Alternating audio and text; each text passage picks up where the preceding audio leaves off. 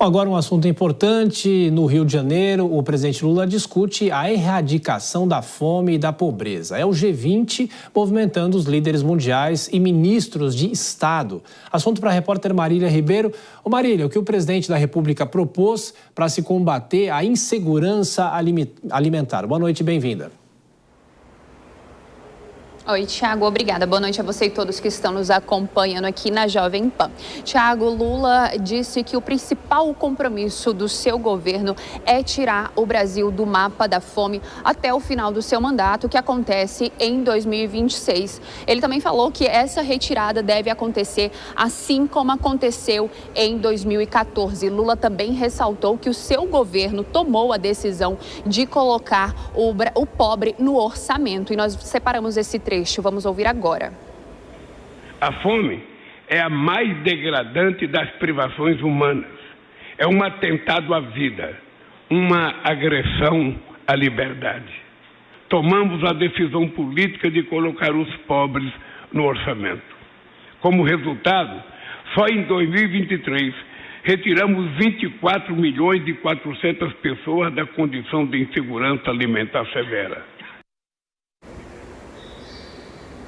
Tiago, e um dos pontos também que foi debatido nesse mesmo encontro foi a questão da taxação dos super ricos. O ministro da Fazenda, Fernando Haddad, voltou a falar sobre o assunto e ele disse que essa taxação dos super ricos, ela pode ajudar a acabar com a pobreza e também com a fome ao redor do mundo. Ao final desse discurso no G20, o presidente Lula se emocionou e afirmou que a concentração de renda simboliza miséria, prostituição, analfabetismo, empobrecimento e fome, e disse que os governantes devem olhar para as pessoas que são invisibilizadas pela desigualdade social. Tiago. E durante essa discussão, não é, Marília, foram divulgados alguns números. Qual o cenário da insegurança alimentar aqui no Brasil?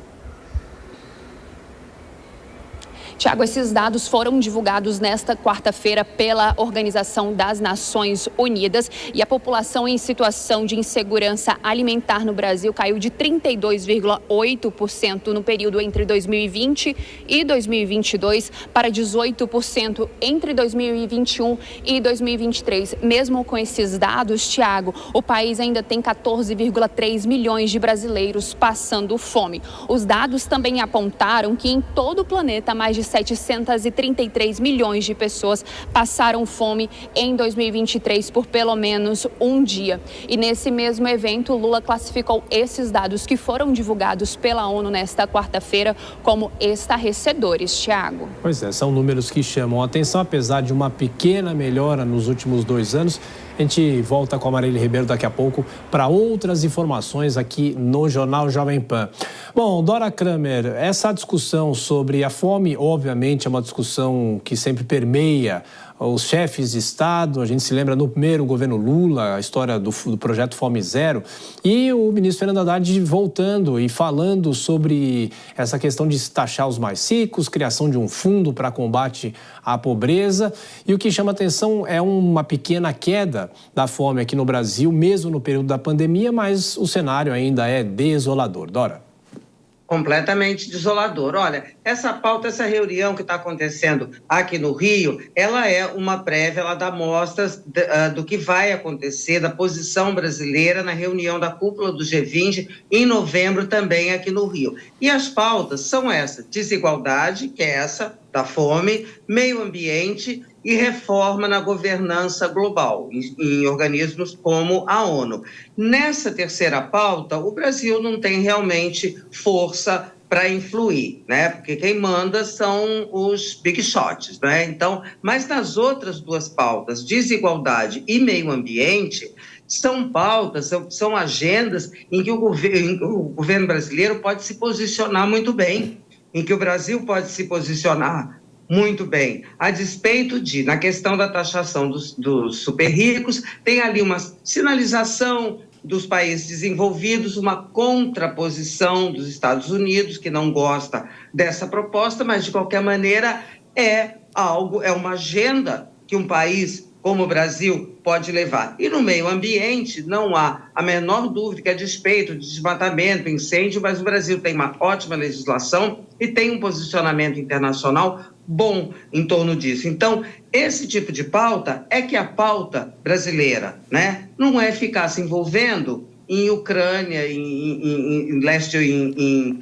Oriente Médio, nada disso. Então, essa pauta é uma pauta levada de uma maneira legal, bacana, consistente, e eu tenho a impressão que ela está sendo feita. O Brasil pode fazer um bom papel em novembro como anfitrião e presidente do G20. Vilela, e os números da fome, não só no Brasil, mas também no mundo, são números que continuam chamando a atenção e, se não houver um pacto entre os países, isso nunca vai passar.